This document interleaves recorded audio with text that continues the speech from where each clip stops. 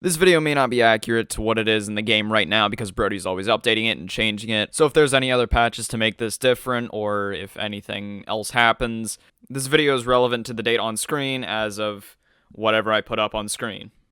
Hello, this is Andrew, editing and post. I'm gonna say one thing, and that is that I felt extremely tired while recording this video. So if there's not necessarily stuttering, but you'll see when you get to it. But there's a couple parts where I'm just like, I'm not doing this today, man. I haven't uploaded in a week or so, and it's just like, I gotta get this out. So I just took like an afternoon off, and I was just like, all right, I'm gonna get this done, and I'm gonna do it right.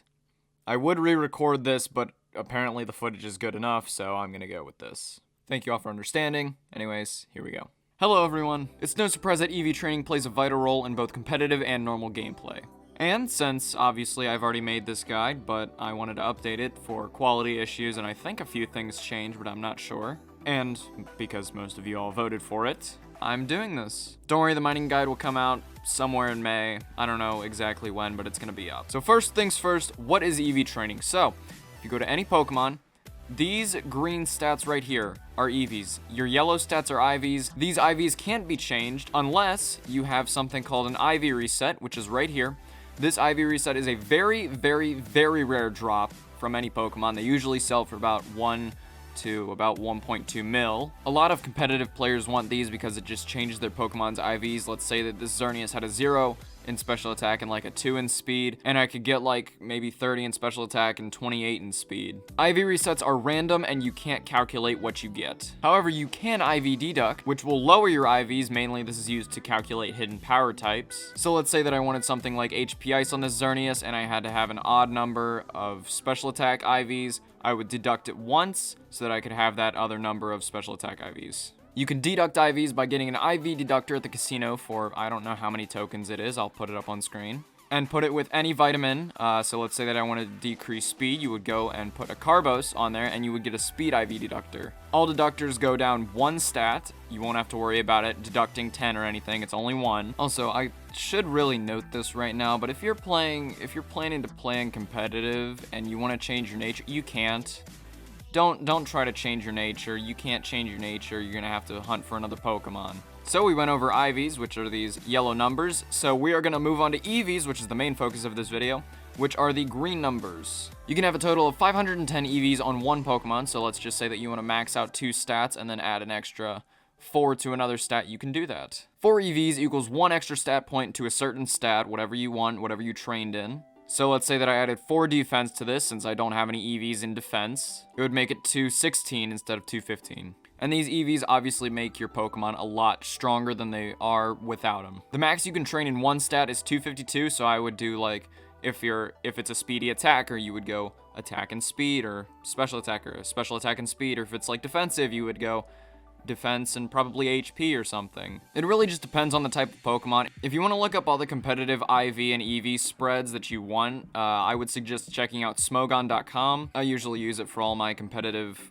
team building and whatever. So basically, again, you start out with 510 EVs. If you max out one stat, that's minus 252, so you will only have 258 EVs left. If you max out another stat, you will go down to 6, and that basically means you have 6 extra EVs, or basically 1 stat point, because you can only have 4 EVs will give you 1 stat point. If you want to know which stats you should train your Pokemon in, either go check out Smogon, or you could look it up on something like Pokemon DB. Just any website, you can go to Google, just type in the stats, and you'll probably get the highest stat on there. You probably do want to max those out, but some sets say that you shouldn't. So you can accidentally overtrain or undertrain in a stat, and you give it to something else. You have EV resets. So essentially, if you just double click your EV reset or your IV reset, and you go to if you go to a Pokemon, they will reset your EVs back all across the board down to 0. So yes, you are gonna have to restart your training, but it'll be better because you get another chance to add something to another stat. So I think that covers everything. I'm not sure though, but here we go. We're gonna start on training. So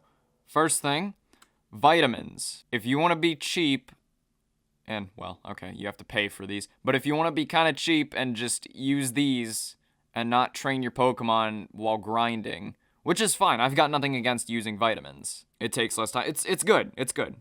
Vitamins are good for training. You can either buy vitamins on the global market or in the Celadon department store in Celadon City. So if you go up, I can't remember which floor it is. I believe it's somewhere around 2? Okay, so on floor 3, you can buy all the vitamins for 10k each. All these vitamins give you plus 10 EVs in each stat that you want to train it in. So let's say that you use an HP up, you will get 10 EVs in HP on that one Pokemon that you used it on. So HP up is self-explanatory. Protein is for attack, iron's for defense, calcium is for special attack, zinc is for special defense, and carbos is for speed. So floor 3, sell it on department store. 10k, you can buy a vitamin, or you can get them from elite drops. Now we're going to get into the actual EV training, but before we do that, I gotta go over one item, and that is the golden effort brace right here. So there are two items, the effort brace and the macho brace. The normal effort brace is designed for EV training and negates all EXP gain and gives you only EVs. So the normal effort brace is made for training up stuff like tier 1 Pokemon. The Macho Brace, which is 40,000 tokens from the casino, doubles your EV input but halves your speed. This is probably what you want to go for, but I would still go for the Golden Effort Brace, which is basically just an Effort Brace and a Macho Brace. Combine those together in the crafting table, and you will get a Gold Effort Brace. I briefly mentioned this in my crafting guide, so if you want to go check that out, you can. One quick note before the video starts that PvP battles and NPC trainer battles don't give EVs. So let's just say that you're in a PvP battle and you kill a Suicune, you won't get any EVs from it. So I'm going to show you some of my personal favorite spots for training each stat. The basics of it is basically you just kill each Pokemon and it'll give you a certain amount of EVs, which can add up to 4, which equals another extra stat point in that one specific stat. So one of the best spots to train HP EVs in the early game, or if you're training some tier 1 stuff, is Viridian Forest Caterpies. They're only a common rarity and they only give you 1 HP EV. Double that with either the Macho Brace or the Golden Effort Brace and you get 2 EVs. So if you're training stuff up like Tentacruel or like a Chansey or something, you could use it here. But since I have beaten Unova and have access to this, where I usually train HP EVs is in Rusturf Tunnel. Rusturf Tunnel has 100% encounter rate for Whismur, which no matter what you will get. You won't get anything here besides Whismur. It's basically just built for EV training HP. Rusturf Tunnel is on the side of Rustboro City, down Route 116. Each Whismur gives 1 HP, but the downside about this is that they're probably somewhere around level 70 in here. So unless you're training something really high level, I would suggest training here. I'd probably go back to Viridian Forest. My personal favorite spot to train Pokemon and attack EVs is Mountain Moon E3. And no, I'm not talking about the big video game conference. So on Route 4, you probably just breeze through this room easily, but this room has 100% encounter rate for Paris. Paris gives you 1 attack EV per kill, and double that with the Golden Effort Brace or the Macho Brace, and you will get 2. So it's again like the Whismur, except without the level restrictions. So my favorite spot to train Pokemon and defense EVs is Route 45. Route 45 is the route below Blackthorn City, and you have basically 100% chance to encounter Geodude and Graveler here. But the very rares are 1 in 600, and the extremely rares are 1 in 5,000, so you're basically only going to be getting Geodude and Graveler here. Each Geodude gives you 1 defense EV, while Graveler gives you 2 defense EVs. Combine that with a Macho Brace, and you will get 2 defense EVs for Geodude, and 4 defense EVs for Graveler. So my personal favorite spot to train Pokemon in special attack is the Lavender Tower. Lavender Tower is in Lavender Town. Who would have thought? Or sorry, it's not Lavender Tower, it's Pokemon Tower.